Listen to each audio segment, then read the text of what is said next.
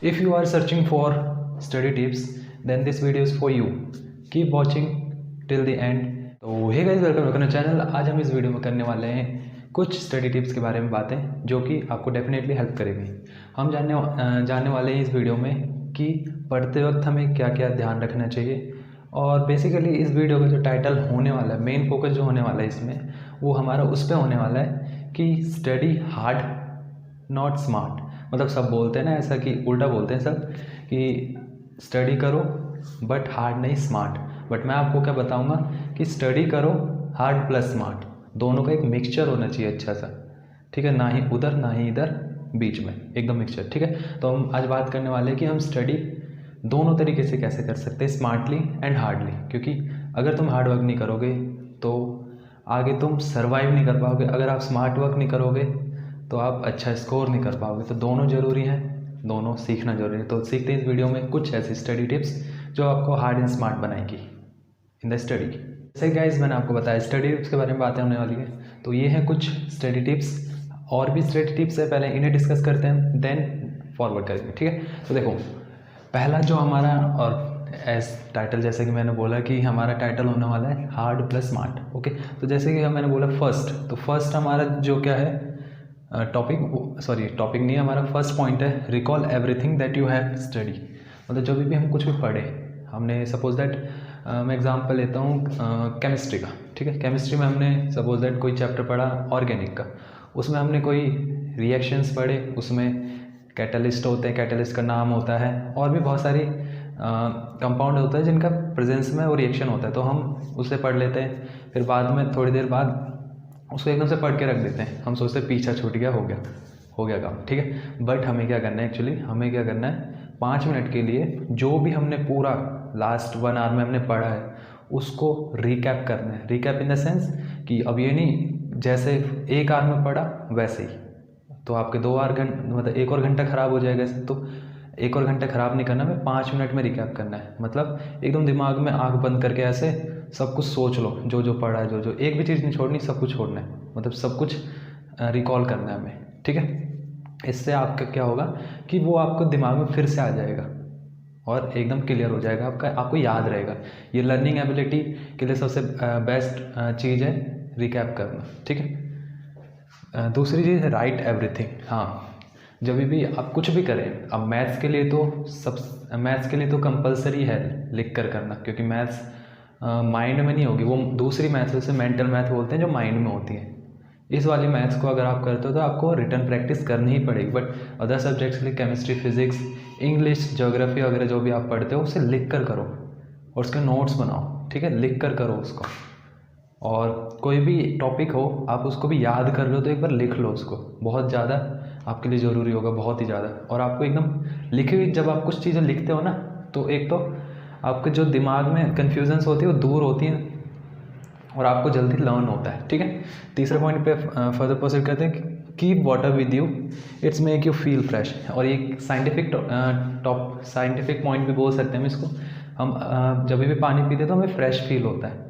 तो अगर आप बीच में थकान भी थोड़ा महसूस कर रहे हो तो पानी साथ में रखो और एकदम से पी लो। क्योंकि साथ में मैं इसलिए बोल रहा हूँ, बाई चांस अब बहुत से लोग ऐसे होते हैं ना कि स्टडी कर रहे हैं, मतलब इधर रूम है और वो पढ़ने कहीं और जाते हैं, थोड़ा दूर होगा तो बार बार आने में जाने में आपका टाइम वेस्ट वगैरह भी होता है।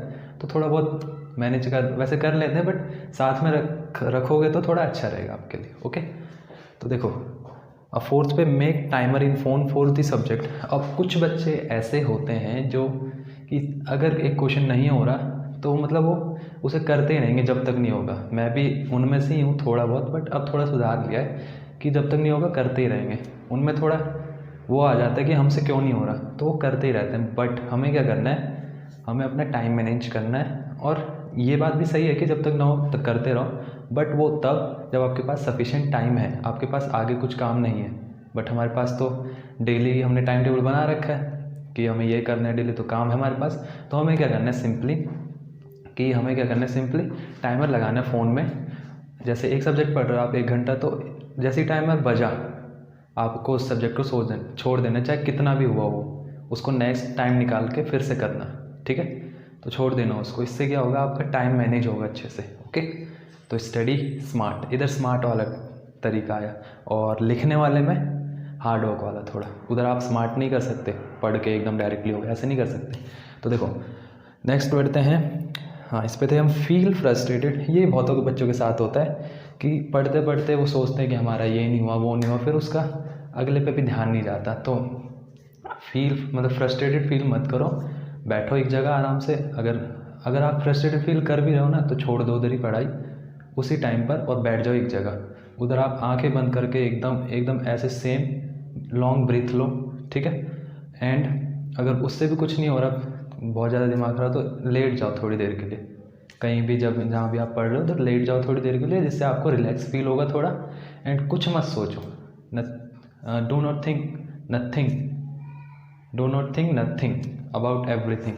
कुछ भी मत सोचो, और फिर 5-10 मिनट के बाद उठो और तब पढ़ो जब आप रिलैक्स फील करो। क्योंकि उस फ्रस्ट्रेटेड कंडीशन में अगर आप पढ़ते भी हो तो आपके वो टाइम बर्बाद ही जाएगा। आप कितना भी सोच लो कि मैंने 1 घंटा बुक लेके बैठ गया तो मैंने पढ़ाई करी है, दैट्स नॉट स्टडी। आपको करना पड़ेगा और स्मार्ट वर्क करना पड़ेगा। तो इधर भी स्मार्टली आप बोल सकते हो कि हमने स्मार्ट करा। अब हार्ड 1 घंटा आप बैठो तो हार्ड वर्क है, स्मार्टली आप रिलैक्स करके फिर उस 1 घंटे को करोगे तो वो 1 घंटा आपके 5 घंटे से भी ज़्यादा हो सकता है अगर आप रिलैक्स होकर कुछ चीज़ कर रहे हो तो बढ़ते हैं और न्यू टिप्स पर। यदि 5 और लेता हूँ मैं टिप्स, ठीक है, तब तक और फर्दर मूव होते हैं हमारे स्टडी टिप्स पर। देखो जो हमारा 7 टिप्स है वो है do not go for lectures firstly on YouTube any way first read it by on. मतलब इसका कि जब भी आप कोई भी टॉपिक रिवाइज कर रहे हो फिर पढ़ रहे हो फर्स्ट टाइम, तो आपको क्या करना है, उस टॉपिक को फर्स्ट खुद से पढ़ना है। देन आपको किसी के लेक्चर अटेंड करना हो, कहीं भी यूट्यूब पे, कहीं भी कोचिंग में, स्कूल में, कहीं भी। टीचर भी आपसे हमेशा यही बोलता है कि पहले खुद पढ़ के आओ थोड़ा बहुत, देन हम आपको क्लास में पढ़ाएंगे, ठीक है। तो वो क्यों बोलते हैं, क्योंकि जब तक आपको उसके बारे में थोड़ी सी नॉलेज नहीं पहुंचेगी, आप एकदम से लेक्चर लोगे उसका, आपको सब कुछ नए चीज़ दिखेगी, सब कुछ नया। तो इसलिए आपको उसको खुद पहले पढ़ के जाना है, ठीक है, सो दैट आपको चीज़ें रियलाइज होंगी कि हमने उस दिन वो याद करा था, वो तो आप रिलेट कर पाओगे दोनों चीज़ों को। उस दिन पढ़ा था तो सर भी वही पढ़ा रहे, तो आप उसमें इंटरेस्ट लोगे, रिलेट कर पाओगे, ठीक है। तो ये है smart tip, okay. 8th right your doubt on your copy. ये तो मैंने आपको पहले ही बता रखा है रिवीजन वाले टिप्स में कि जो भी आपके डाउट्स हैं एक सेपरेट कॉपी में रखो, सो दैट कि जब आप रिवीजन करो तो आपको वो डाउट्स, आपके रिवीजन के टाइम से वो डाउट्स आएंगे, पक्का देखना, पक्का आते हैं डाउट्स जो आपको पहले आते हैं ना, वही रिवीजन के टाइम्स में आते हैं, सो दैट आपको दोबारा सोचना ना पड़े, आंसर ढूंढना ना पड़े। तो आप उस कॉपी में से देख लो अपने डाउट्स और आंसर भी लिख लो उसके साथ में उसी टाइम, और आपको पता चल जाएगा। ये भी smart tips. And be consistent. अब ये एक छोटी सी लाइन है बट बहुत से बच्चों को समझ नहीं आती है, फिर वो करते नहीं है, फिर कर नहीं पाते। इसका 3 तरीके हो गए। तो आपको क्या करना है, आपकी स्टडी से कंसिस्टेंट रहना है। मतलब कि आज इतना पढ़ लिया तो आज ज़्यादा पढ़ लिया तो कल कम पढ़ूँ, ऐसा नहीं। कहीं किसी भी दिन ज़्यादा पढ़ सकते हो बट किसी दिन कम नहीं पढ़ना, ठीक है। और इसका मतलब ये भी नहीं कि आप बहुत ज़्यादा घंटे पढ़ रहे हो। अगर आपको लास्ट पॉइंट हमारा वही है कि अगर आपको पढ़ने का मन नहीं करता तो उस टाइम के लिए छोड़ दो। अगर आपको कुछ और मन कर रहा है, फ़ोन चलाने का मन कर रहा है तो फ़ोन चलाओ, बट ऐसा नहीं करना कि उस टाइम में आप पढ़ भी रहे हो, 2-3 मिनट में फ़ोन देख रहे हो, फिर पढ़ रहे हो, 2-3 मिनट में फ़ोन देख रहे हो।